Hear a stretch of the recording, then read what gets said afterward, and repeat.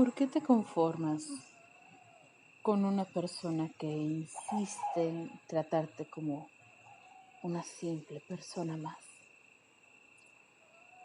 Hola, ¿qué tal? Muy buen día tengan ustedes. Bienvenidos a este espacio de reflexión y tal vez oportunidad para algunas tertulias ocasionales. Mi nombre es Eleanor Clem y este pequeño espacio está dedicado especialmente para la introspección, tanto como seres humanos como individuos. Así que toma la bebida de tu preferencia y acompáñame en este pequeño viaje. Muy buenas noches. Esta noche en especial me siento tranquila y feliz porque finalmente, después de muchos años y de estar combatiendo con la horrible depresión, me he decidido a empezar a cambiarlo un poco. Estoy segura que, y más en estos tiempos, más de uno está teniendo el mismo problema que yo. Y eso extrañamente nos hace menos especiales. Y no significa que por el hecho de tener alguna situación emocional o mental seamos especiales. A lo que me refiero es que antes solía tomar un poco diferente el hecho de decir tengo depresión.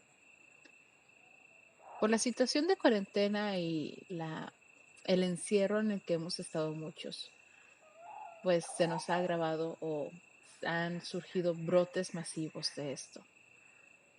Particularmente tengo casi 2 años en encierro. Creo que poco más de un año. Pues desde que se inició la cuarentena aquí en México, yo me lo he tomado muy en serio, de simplemente salir por lo necesario. Y pues sí, pasó lo que tenía que pasar. Tuve un colapso, afortunadamente no muy severo. Y para mi desgracia ya tenía antecedentes con este monstruo. En la universidad, por ahí ya llegué a platicar algunos encuentros que tuve con este parásito. Porque a final de cuentas la depresión viene a ser algo así como una especie de parásito. O consigues purgarlo con ayuda de un medicamento, con algún especialista que sepa cómo quitarlo, o aprendes a vivir con él. En mi caso, y desafortunadamente, te he tenido que aprender a vivir con él. A lo que puede decir la mayoría de las personas que seguramente van a estar escuchando esto es que ¿por qué no te deshaces de él y por qué no te atiendes? La razón es muy simple y desafortunadamente muchas personas no lo ven de la misma manera que otras. Y es que simple y sencillamente no me alcanza. No me alcanza por distintas situaciones que tengo y especialmente ahora, que obviamente está como prioridad la familia. Y no voy a entrar en muchos debates sobre eso, cada quien tiene opiniones y seguramente muchos me van a atacar por decirme, es que si quieres que tu familia esté bien, primero tienes que estar bien tú. Es muy sencillo hablar y decir, opinar sobre esas situaciones cuando, por supuesto, tú no eres el principal afectado o no estás en las mismas circunstancias y contexto que otra persona. En mi caso soy una persona que gana poco más del mínimo, que tiene que lidiar con los gastos de una casa y lo que conlleva una familia, con una hija, a la cual no planeó, pero sí ama infinitamente, que tiene una situación especial a la que necesito dedicarle tiempo y tratamiento que también debería de estar tomando, pero desafortunadamente mis circunstancias no me permiten darle tratamiento tampoco. Afortunadamente no es algo que ponga en riesgo inmediato su salud. Simple y sencillamente me he dedicado a estudiar por mi cuenta y apoyarla lo más que podamos para darle una vida digna. Pero en fin, no me quiero meter en cuestiones de política, más que en el aspecto de cómo sobrellevar una vida en la que uno mismo se sienta sano y se sienta mejor consigo mismo, que a final de cuentas es lo que necesitamos, especialmente en estos tiempos. Al inicio de esta pequeña especie de podcast o de programa, mencioné una frase de uno de mis novelistas favoritos de literatura inglesa clásica, que es Oscar Wilde, que él solía mencionar. Era muy característico, muy distintivo los personajes que manejaba Oscar Wilde, especialmente conocido por la novela del retrato de Dorian Gray. Pero una de las frases con las que me quedé de él es: ¿por qué te conformas con estar con alguien que insiste en tratarte como una simple persona? Aquí obviamente hace alusión a la idolatría que se siente por una pareja idealizada. Cuando solemos enamorarnos, especialmente en las primeras veces en las que nos enamoramos, idealizamos mucho a una persona, a tal punto que ignoramos los defectos o los minimizamos, buscamos justificarle cualquier defecto que pueda tener. Y pues bueno, nos cuesta un poco ser objetivos críticos con esta persona. No significa que esté mal, sino simplemente en ocasiones pasa. Y pues con el paso del tiempo hay de dos opciones. Aprendemos a volvernos críticos sin minimizar los sentimientos, o seguimos idealizando a las personas. Entonces, aquí la cuestión es: ¿por qué no idealizarnos a nosotros mismos? Hay una ligera línea que raya entre el egocentrismo y el idealizarnos a nosotros mismos, y no hay que perderlo de vista. ¿Por qué no insistir en vernos a nosotros mismos como algo un poco más que una persona común? ¿Por qué no añadirle esa chispa, ese brillo que nos haga sentir motivados? Y esa es la parte a la que quiero llegar. Muchas veces cuando nos sentimos deprimidos o que tenemos ese estado de depresión constante, nos hace mal, y lo dicen muchos especialistas, expertos, que cuando uno padece de depresión o ansiedad, lo último que tiene que hacer es recurrir a las redes sociales. Las redes sociales insisten o tienen este auge entre nosotros mismos, porque ¿cuántas veces hemos visto en redes sociales que alguien muestre su lado humano, su lado blando, su lado negativo, o que muestre el lado imperfecto de las cosas? Obviamente que hay algunas personas que, por supuesto, han mostrado su lado negativo en redes sociales, y pues las repercusiones se han visto socialmente y mediáticamente dependiendo de la posición de la persona. Pero, ¿qué pasa si estas imperfecciones no escalaran tanto como para ser noticia, sino simplemente, por ejemplo, un comentario inoportuno, un comentario inapropiado, que simplemente no es que la persona tuviera la mala intención, simplemente escogió las palabras equivocadas para expresarse, que es algo muy común. Cuando interactuamos en la calle, muchas veces no tenemos ensayadas nuestras respuestas, nuestros diálogos, o qué vamos a decir o con qué vamos a contestar. Simplemente lo dejamos que fluya.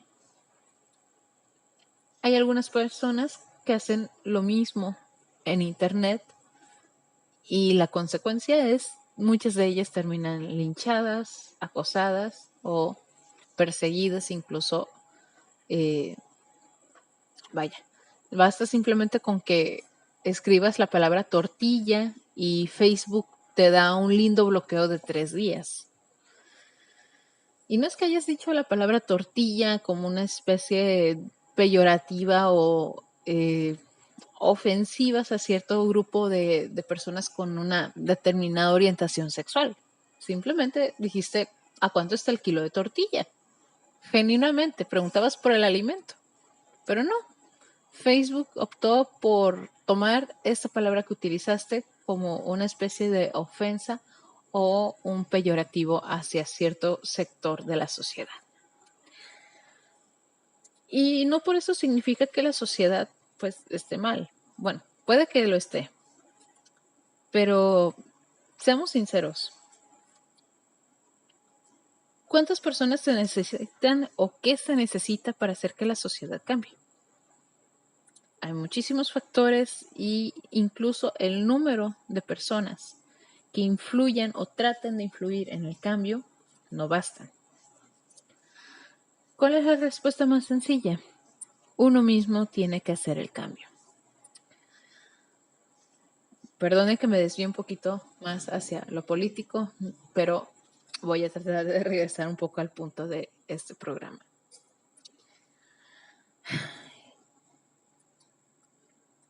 El punto aquí es que uno mismo tiene que buscar aquello con lo que se sienta bien, que se sienta tranquilo, que se sienta inspirado, que se sienta cómodo, independientemente de la etiqueta o lo que ello implique ante la sociedad, ante el ojo del resto del mundo.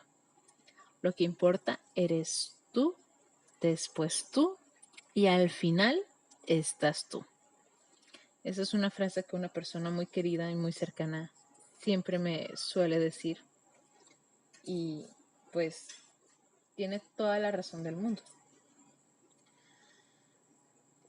En ese aspecto, y volviendo un poquito a lo que comentaba momentos atrás de la cuestión financiera, de que si tú eres lo que importa en el pilar o en el aspecto familiar, si tú eres lo que importa, ¿por qué no inviertes recurso capital en mejorarte a ti mismo?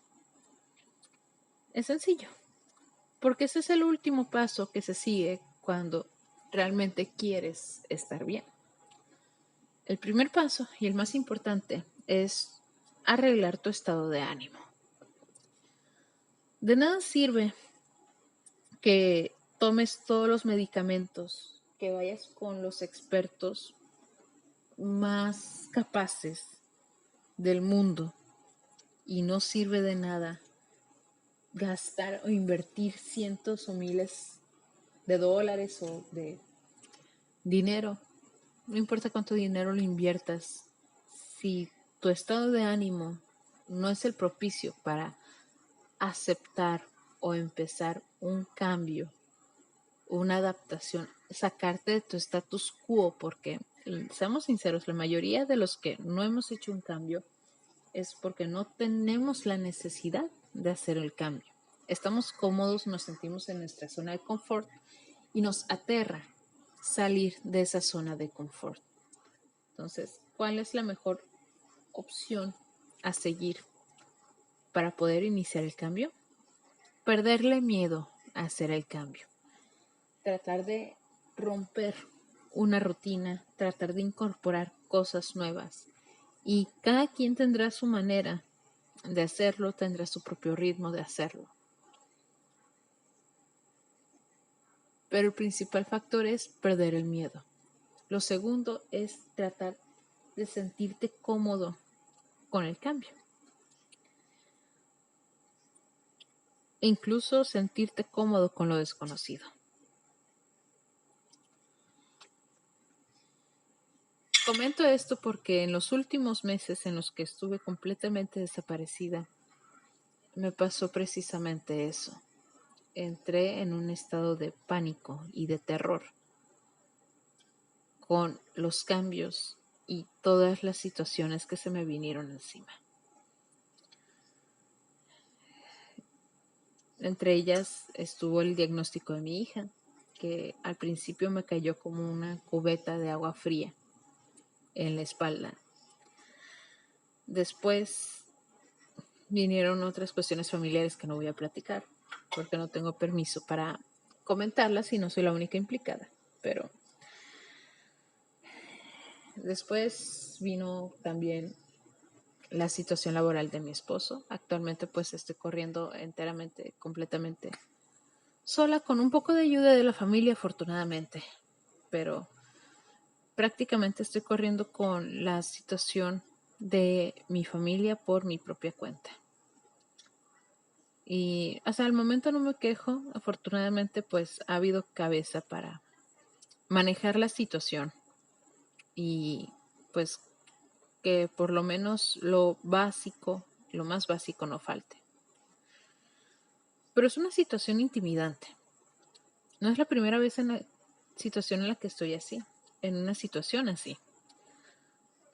Vi a mis padres pasar por tantas situaciones parecidas que pensé, diablos, ya debería haber visto venir que algo así podía llegar a pasar. Sin embargo, no importa cuántas veces lo veas desde una perspectiva diferente, desde lejos, a la distancia, nada te prepara para experimentarlo en carne propia.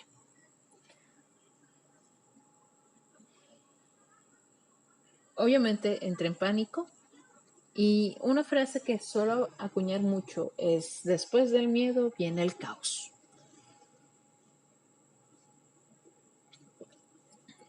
Una vez que el miedo se instala en cualquier aspecto, de cualquier forma, es cuando ya perdimos completamente el control y las riendas de la situación.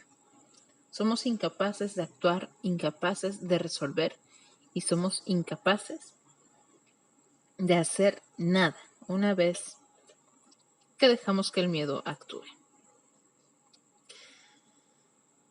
Cuando yo me refiero a que nos sentamos como unas personas no normales, lo digo desde el lado en que sonará muy fantasioso, pero cuando yo trato de creerme que soy la heroína de mi propia historia, es cuando siento un poco de confort y un poco de ánimo de decir, demonios, o sea, estás en el agujero, estás hasta el fondo, ¿qué va a pasar si te quedas sin hacer nada?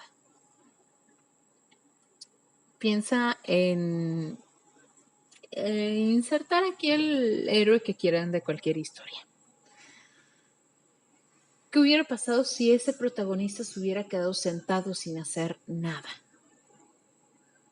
Qué historia tan aburrida, ¿no? O sea, las historias así hubieran durado 5 minutos a lo más y tanta.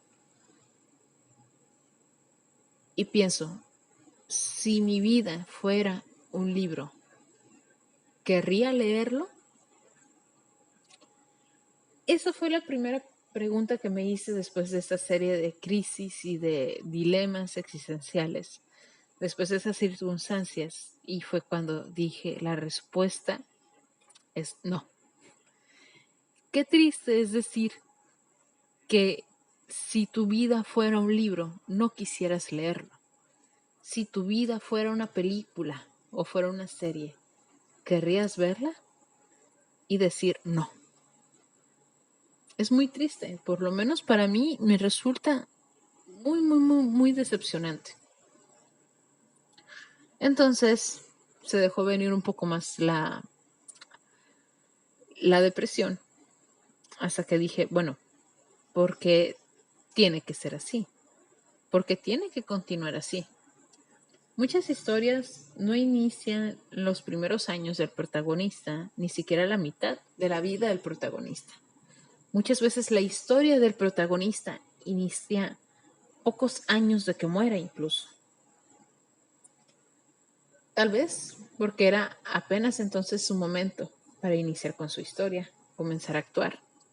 O fue entonces apenas que tuvo la conciencia o la iniciativa de comenzar a hacer algo.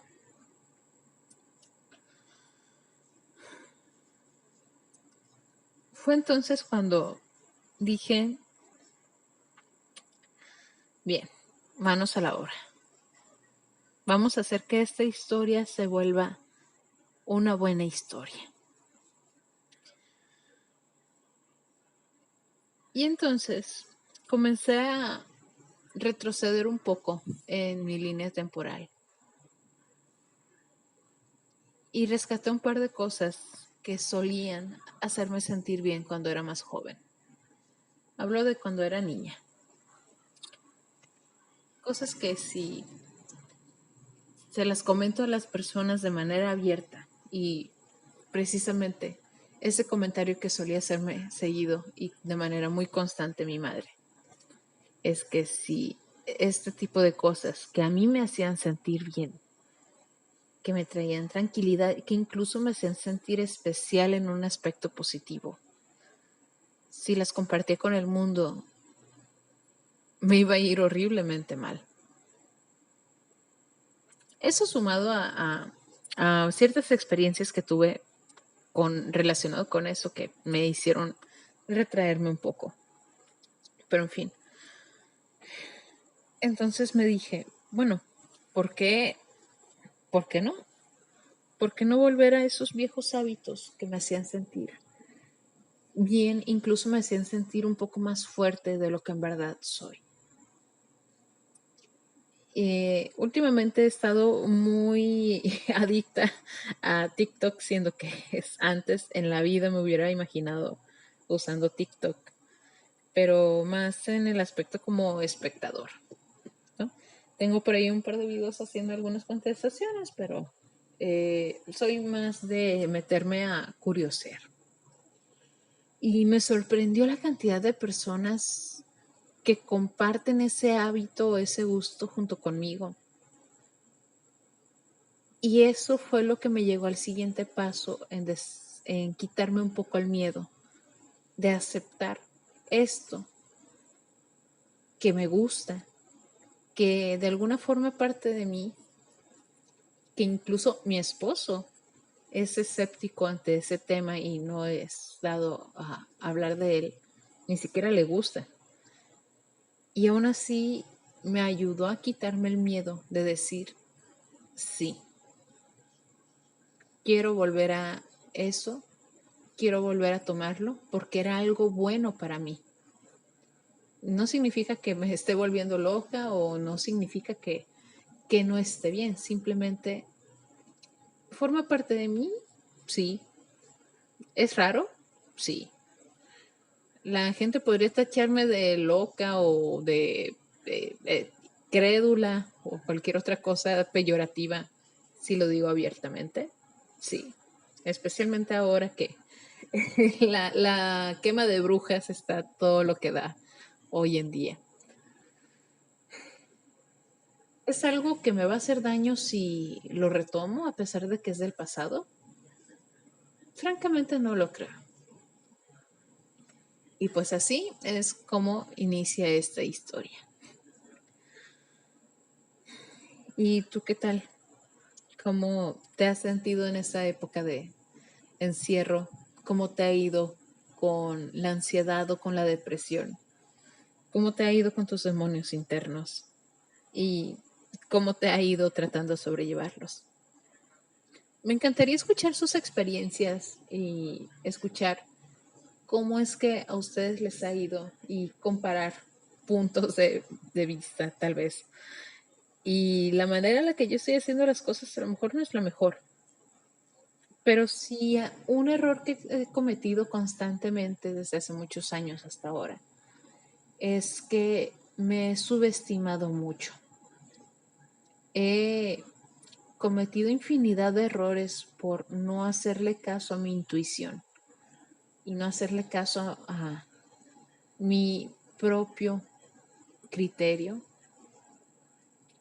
que diablos, es, es, es difícil. Uno llega a cuestionarse a uno mismo cuando dejas de escucharte a ti mismo y comienzas a hacer oídos a la experiencia de otras personas.